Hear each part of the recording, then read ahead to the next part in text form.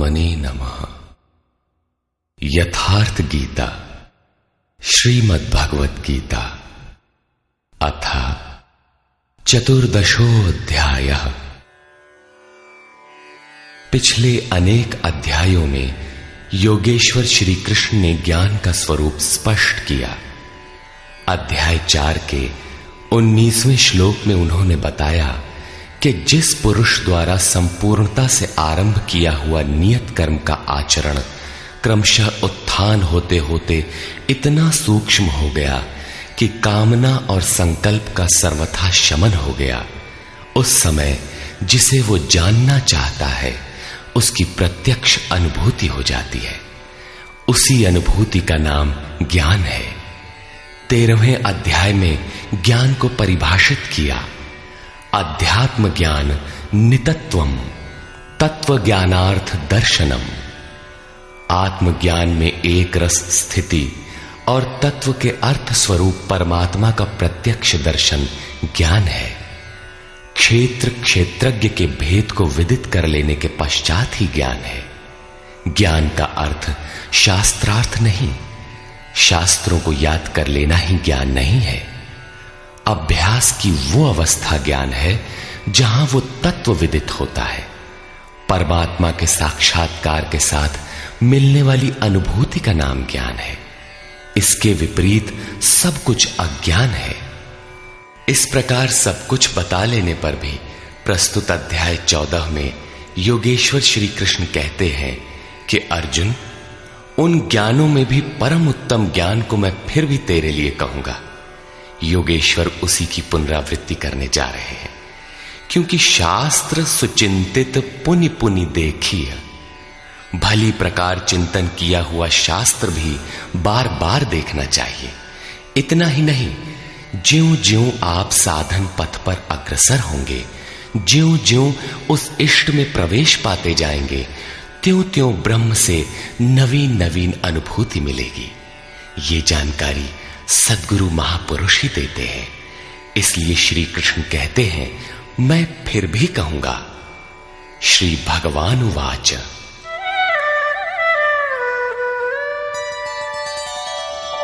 परम भूयः प्रवक्ष्यामि ज्ञानानां ज्ञानमुत्तमम् यज्ञात्वा मुनयः सर्वे परां सिद्धिमितो गताः।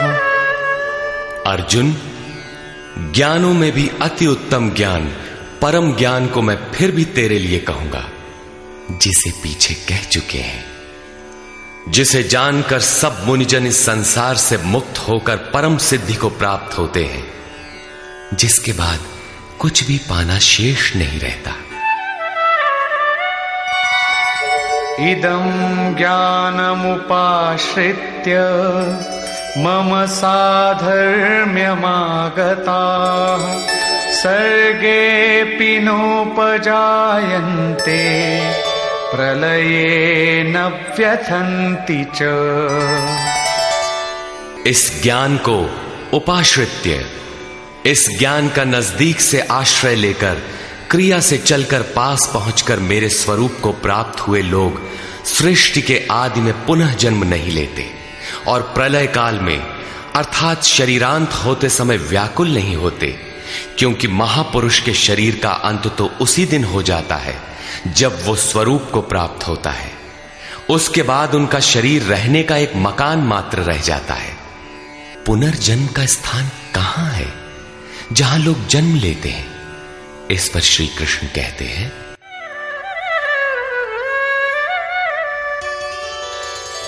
मम योनिर्महद् ब्रह्म तस्मिन् गर्भं दधाम्यहम् सम्भवः सर्वभूतानां ततो भवति भारत। हे अर्जुन, मेरी महद ब्रह्म अर्थात अष्टधा मूल प्रकृति संपूर्ण भूतों की योनि है और उसमें मैं चेतन रूपी बीज को स्थापित करता हूं। उस जड़ चेतन के संयोग से सभी भूतों की उत्पत्ति होती है। सर्वयोनिषु कौन्तेय मूर्तयः सम्भवन्ति याः तासां ब्रह्ममहद्योनिः अहं बीजप्रदः पिता। कौन्तेय, सब योनियों में जितने शरीर उत्पन्न होते हैं उन सब की योनि है गर्भ धारण करने वाली माता, 8 भेदों वाली मूल प्रकृति है और मैं ही बीज को स्थापन करने वाला पिता हूं। अन्य कोई न माता है न पिता। जब तक जड़ चेतन का संयोग रहेगा जन्म होते रहेंगे, निमित्त तो कोई न कोई बनता ही रहेगा।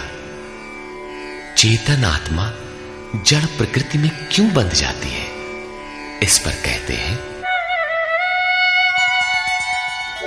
सत्वं रजस्तम इति गुणाः प्रकृति संभवाः निबध्नन्ति महाबाहो देहे देहिनमव्ययम्।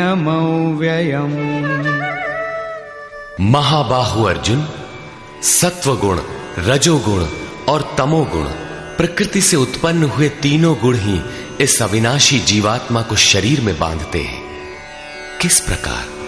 तत्र सत्वं निर्मलत्वात् प्रकाशकमनामयम् सुखसंगेन बध्नाति ज्ञानसंगेन चानघ। निष्पाप अर्जुन, उन तीनों गुणों में प्रकाश करने वाला निर्विकार सत्व गुण तो निर्मलत्वात्, निर्मल होने के कारण सुख और ज्ञान की आसक्ति से आत्मा को शरीर में बांधता है। सत्व गुण भी बंधन ही है।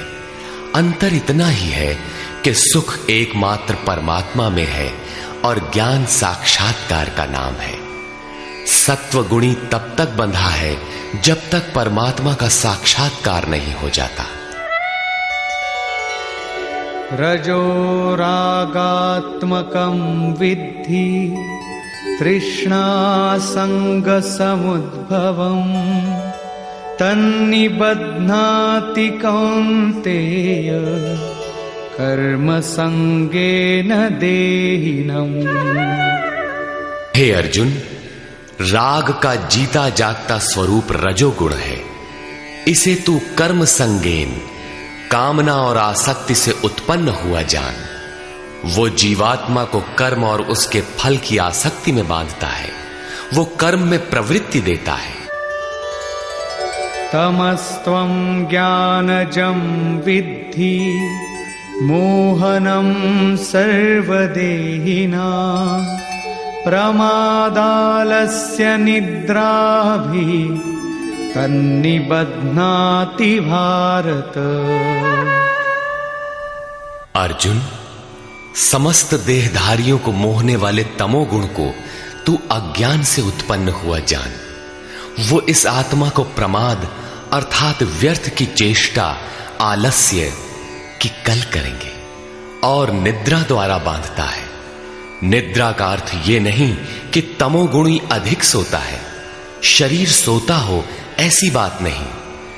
या निशा सर्वभूतानाम तस्याम जागर्ति संयमी। जगत ही रात्रि है। तमोगुणी व्यक्ति इस जगत रूपी निशा में रात दिन व्यस्त रहता है, प्रकाश स्वरूप की ओर अचेत रहता है। यही तमोगुणी निद्रा है जो इसमें फंसा है, सोता है। अब तीनों गुणों के बंधन का सामूहिक स्वरूप बताते हैं। सत्वं सुखे संजयति रजः कर्मणि भारत ज्ञानमावृत्य तु तमः प्रमादे संजयत्युत। अर्जुन, सत्वगुण सुख में लगाता है, शाश्वत परम सुख की धारा में लगाता है। रजोगुण कर्म में प्रवृत्त करता है और तमोगुण ज्ञान को आच्छादित करके प्रमाद में अर्थात अंतःकरण की व्यर्थ चेष्टाओं में लगाता है। जब गुण एक ही स्थान पर एक ही हृदय में हैं, तो अलग अलग कैसे विभक्त हो जाते हैं? इस पर योगेश्वर श्री कृष्ण बताते हैं,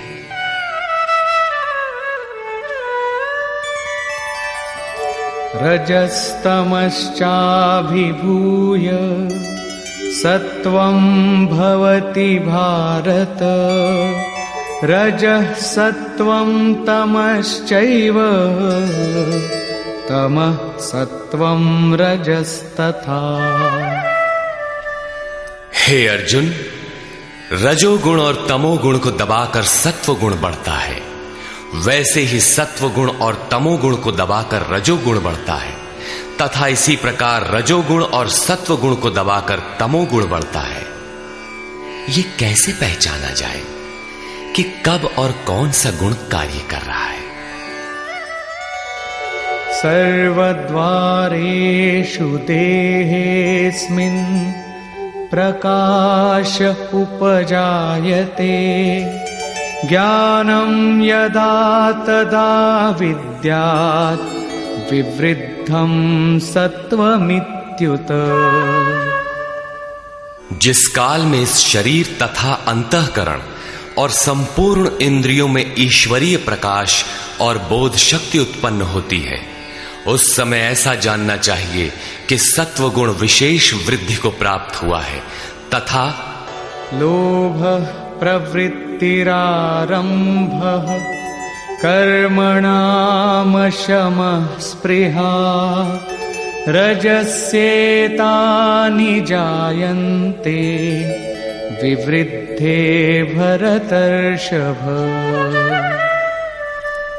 हे अर्जुन, रजोगुण की विशेष वृद्धि होने पर लोभ, कार्य में प्रवृत्त होने की चेष्टा, कर्मों का आरंभ, अशांति अर्थात मन की चंचलता, विषय भोगों की लालसा, ये सब उत्पन्न होते हैं। अब तमोगुण की वृद्धि में क्या होता है?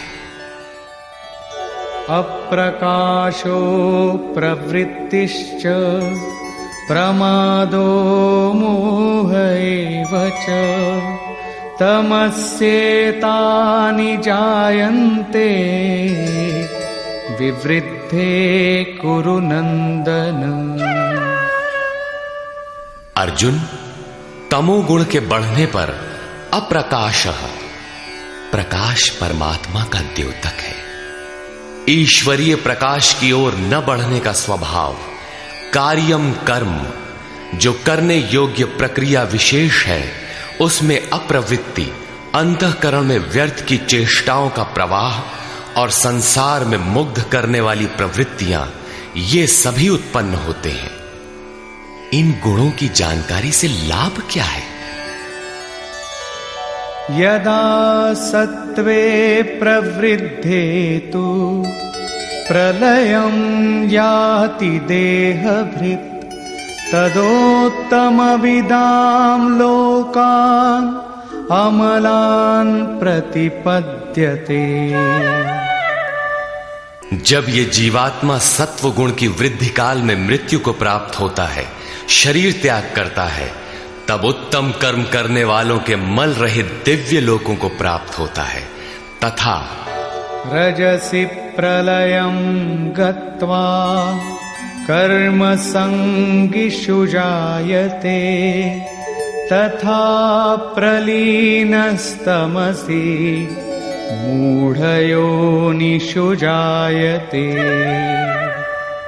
रजोगुण की वृद्धि होने पर मृत्यु को प्राप्त होने वाला कर्मों की आसक्ति वाले मनुष्यों में जन्म लेता है, तथा तमोगुण की वृद्धि में मरा हुआ पुरुष मूढ़ योनियों में जन्म लेता है, जिसमें कीट पतंगादि पर्यंत योनियों का विस्तार है। अतः गुणों में भी मनुष्यों को सात्विक गुणों वाला होना चाहिए। प्रकृति का यह बैंक आपके अर्जित गुणों को मृत्यु के उपरांत भी उन्हें आपको सुरक्षित लौटाता है। अब देखें इसका परिणाम। कर्मणः सुकृतस्याहुः सात्विकं निर्मलं फलं, रजसस्तु फलं दुःखम् अज्ञानं तमसः फलम्। सात्विक कर्म का फल सात्विक, निर्मल सुख, ज्ञान और वैराग्यादि कहा गया है। राजस कर्म का फल दुख और तामस कर्म का फल अज्ञान है। तथा सत्वात् संजायते ज्ञानम रजसो लोभ एव च प्रमादमोहौ तमसो भवतो ज्ञानमेव च। सत्व गुण से ज्ञान उत्पन्न होता है। ईश्वरीय अनुभूति का नाम ज्ञान है। ईश्वरीय अनुभूति का प्रवाह होता है। रजोगुण से निसंदेह लोभ उत्पन्न होता है तथा तमोगुण से प्रमाद, मोह, आलस्य अर्थात अज्ञान ही उत्पन्न होता है। ये उत्पन्न होकर कौन सी गति देते हैं? ऊर्ध्वं गच्छन्ति सत्त्वस्था मध्ये तिष्ठन्ति राजसाः जघन्य गुणवृत्तिस्था अधो गच्छन्ति तामसाः। सत्व गुण में स्थित हुआ पुरुष ऊर्ध्व मूलम, उस मूल परमात्मा की ओर प्रवाहित होता है, निर्मल लोकों में जाता है। रजोगुण में स्थित राजस पुरुष मध्यम श्रेणी के मनुष्य होते हैं, जिनके पास न सात्विकम विवेक वैराग्य ही होता है और न अधम कीट पतंग योनियों में जाते हैं, बल्कि पुनर्जन्म को प्राप्त होते हैं। और निंदित तमोगुण में प्रवृत्त हुए तामसी पुरुष अधोगति अर्थात पशु पक्षी कीट पतंगादि अधम योनियों को प्राप्त होते हैं। इस प्रकार तीनों गुण किसी न किसी रूप में योनि के ही कारण हैं।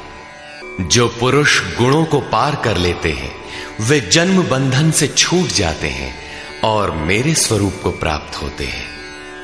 इस पर कहते हैं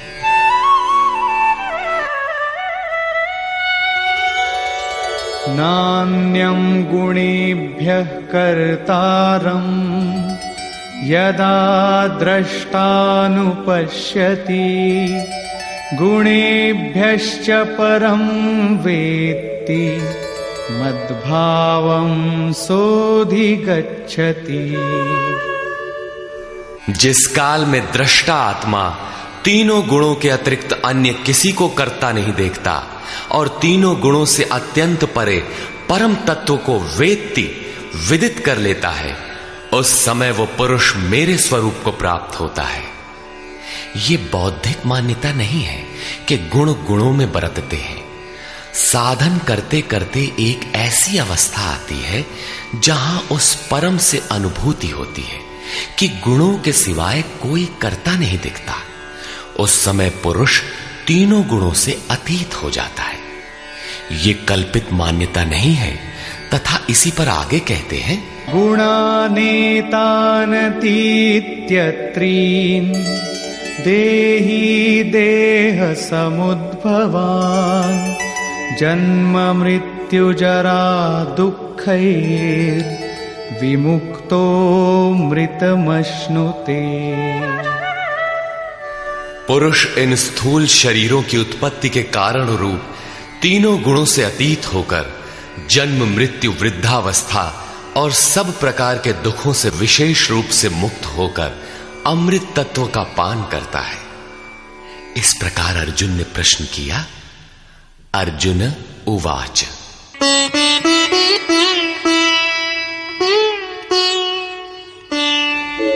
कैर्लिङ्गैः स्त्रीन् गुणानेतान् अतीतो भवति प्रभो किमाचारः कथं चैतान् स्त्रीन् गुणानतिवर्तते।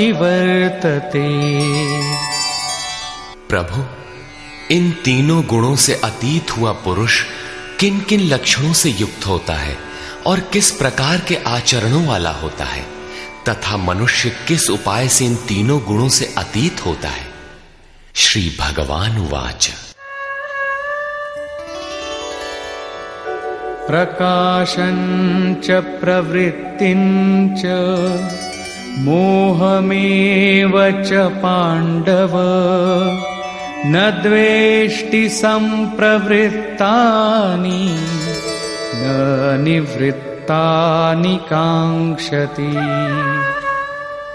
अर्जुन के उपर्युक्त तीनों प्रश्नों का उत्तर देते हुए योगेश्वर श्री कृष्ण ने कहा, अर्जुन, जो पुरुष सत्व गुण के कार्य रूप ईश्वरीय प्रकाश, रजोगुण के कार्य रूप प्रवृत्ति और तमोगुण के कार्य रूप मोह को न तो प्रवृत्त होने पर बुरा समझता है और न निवृत्त होने पर उनकी आकांक्षा ही करता है, तथा उदासीनवदासीनो गुणैर्यो न विचाल्यते गुणा वर्तन्त इत्येव योऽवतिष्ठति नेङ्गते। जो इस प्रकार उदासीन के सदृश स्थित हुआ गुणों द्वारा विचलित नहीं किया जा सकता, गुण गुण में ही बरतते हैं, ऐसा यथार्थतः जानकर उस स्थिति से चलायमान नहीं होता, तभी वो गुणों से अतीत होता है। समदुःख सुख स्वस्थः समलोष्टाश्मकाञ्चनः तुल्यप्रिया प्रियो धीरस् तुल्यनिन्दात्मसंस्तुतिः। जो निरंतर स्वयं में अर्थात आत्मभाव में स्थित है, सुख और दुख में सम है, मिट्टी पत्थर और स्वर्ण में भी समान भाव वाला है, धैर्यवान है, जो प्रिय और अप्रिय को बराबर समझता है, अपनी निंदा तथा स्तुति में भी समान भाव वाला है, और मानापमानयोस्तुल्यस् तुल्यो मित्रारिपक्षयोः सर्वारंभ परित्यागी गुणातीतः स उच्यते। जो मान और अपमान में सम है, मित्र और शत्रु पक्ष में भी सम है, वो संपूर्ण आरंभों से रहित हुआ पुरुष गुणातीत कहा जाता है। श्लोक 22 से 25 तक गुणों से अतीत पुरुष के लक्षण और आचरण बताए गए कि वो चलायमान नहीं होता, गुणों के द्वारा विचलित नहीं किया जा सकता, स्थिर रहता है। अब प्रस्तुत है गुणों से अतीत होने की विधि।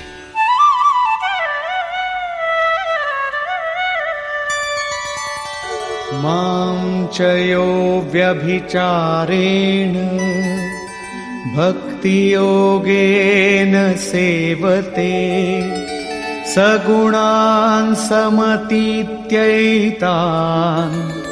ब्रह्म भूयाय कल्पते।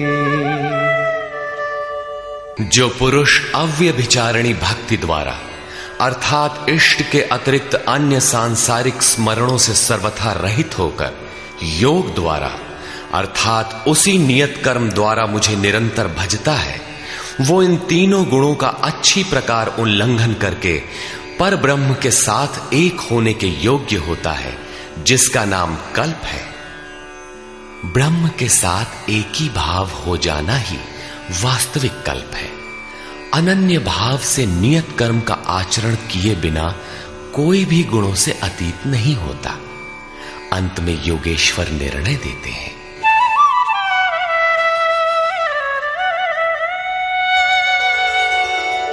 ब्रह्मणो हि प्रतिष्ठाहम् अमृतस्याव्ययस्य च शाश्वतस्य च धर्मस्य सुखस्यैकान्तिकस्य च।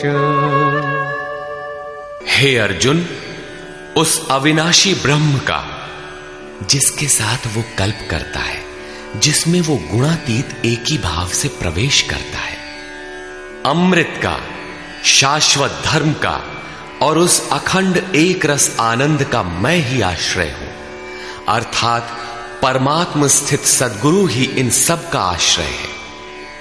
श्री कृष्ण एक ही योगेश्वर थे। अब यदि आपको अव्यक्त अविनाशी ब्रह्म, शाश्वत धर्म, अखंड एक रस आनंद की आवश्यकता है तो किसी तत्व स्थित अव्यक्त स्थित महापुरुष की शरण लें।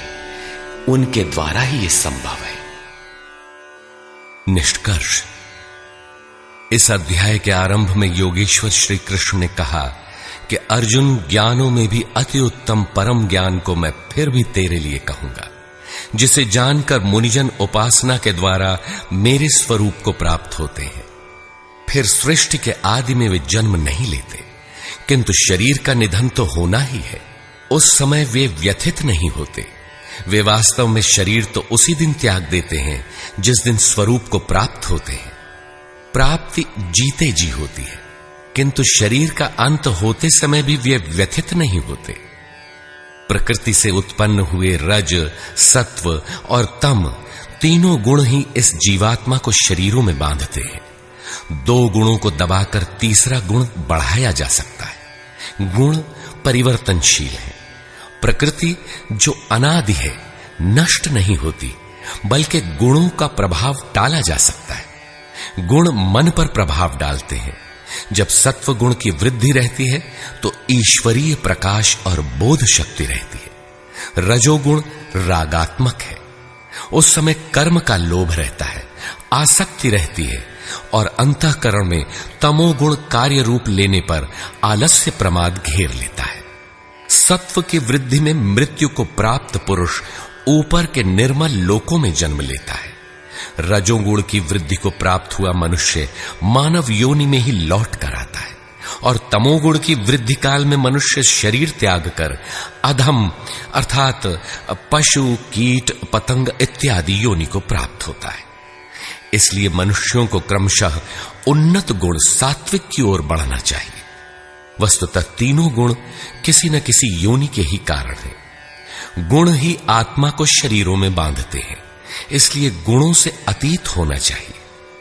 वे जिससे मुक्त होते हैं उसका स्वरूप बताते हुए योगेश्वर ने कहा, अष्टधा मूल प्रकृति गर्भ को धारण करने वाली माता है और मैं ही बीज रूप पिता हूं। अन्य न कोई माता है न पिता। जब तक यह क्रम रहेगा तब तक चराचर जगत में निमित्त रूप से कोई न कोई माता पिता बनते रहेंगे, किंतु वस्तुतः प्रकृति ही माता है, मैं ही पिता हूं। अर्जुन ने 3 प्रश्न किए। गुणातीत पुरुष के क्या लक्षण हैं, क्या आचरण है, और किस उपाय से मनुष्य इन तीनों गुणों से अतीत होता है। इस पर योगेश्वर श्री कृष्ण ने गुणातीत पुरुष के लक्षण और आचरण बताए, और अंत में गुणातीत होने का उपाय बताया कि जो पुरुष अव्यभिचारिणी भक्ति और योग के द्वारा निरंतर मुझे भजता है वह तीनों गुणों से अतीत हो जाता है। अन्य किसी का चिंतन न करते हुए निरंतर इष्ट का चिंतन करना अव्यभिचारिणी भक्ति है। जो संसार के संयोग वियोग से सर्वथा रहित है उसी का नाम योग है। उसको कार्य रूप देने की प्रणाली का नाम कर्म है। यज्ञ जिससे संपन्न होता है वह हरकत कर्म है। अव्यभिचारिणी भक्ति द्वारा उस नियत कर्म के आचरण से ही पुरुष तीनों गुणों से अतीत होता है और अतीत होकर ब्रह्म के साथ एक ही भाव के लिए पूर्ण कल्प को प्राप्त करने के लिए योग्य होता है। गुण जिस मन पर प्रभाव डालते हैं उसके विलय होते ही ब्रह्म के साथ एक ही भाव हो जाता है। यही वास्तविक कल्प है।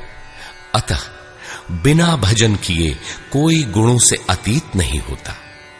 अंत में योगेश्वर श्री कृष्ण निर्णय देते हैं, वह गुणातीत पुरुष जिस ब्रह्म के साथ एक ही भाव में स्थित होता है उस ब्रह्म का, अमृत तत्व का, शाश्वत धर्म का और अखंड एक रस आनंद का मैं ही आश्रय हूं, अर्थात प्रधान करता हूं। अब तो श्री कृष्ण चले गए। अब वह आश्रय तो चला गया। तब तो बड़े संशय की बात है, वह आश्रय अब कहां मिलेगा। लेकिन नहीं, श्री कृष्ण ने अपना परिचय दिया है कि वे एक योगी थे, स्वरूपस्थ महापुरुष थे। शिष्यस्ते अहम शाधिमाम त्वाम प्रपन्नम। अर्जुन ने कहा, मैं आपका शिष्य हूं, आपकी शरण हूं, मुझे संभालिए। स्थान स्थान पर श्री कृष्ण ने अपना परिचय दिया, स्थित प्रज्ञ महापुरुष के लक्षण बताए और उनसे अपनी तुलना की। अतः स्पष्ट है कि श्री कृष्ण एक महात्मा योगी थे। अब यदि आपको अखंड एक रस आनंद, शाश्वत धर्म अथवा अमृत तत्व की आवश्यकता है तो इन सब की प्राप्ति के स्रोत एकमात्र सद्गुरु हैं। सीधे पुस्तक पढ़कर इसे कोई नहीं पा सकता। जब वही महापुरुष आत्मा से अभिन्न होकर रथी हो जाते हैं तो शनैः शनैः अनुरागी को संचालित करते हुए उसके स्वरूप तक, जिनमें वे स्वयं प्रतिष्ठित हैं, पहुंचा देते हैं। वही एकमात्र माध्यम है। इस प्रकार योगेश्वर श्री कृष्ण ने अपने को सबका आश्रय बताते हुए इस 14वें अध्याय का समापन किया, जिसमें गुणों का विस्तार से वर्णन है। अतः ओम तत्सदिति श्रीमद्भगवद गीता सूपनिषत्सु ब्रह्म विद्यायाम योग शास्त्रे श्री कृष्णार्जुन संवादे गुणत्रय विभाग योगो नाम चतुर्दशोऽध्यायः। इस प्रकार स्वामी अड़गड़ानंद कृत श्रीमद्भगवद गीता के भाष्य यथार्थ गीता का 14वां अध्याय पूर्ण हुआ। हरि ओम तत्सत्।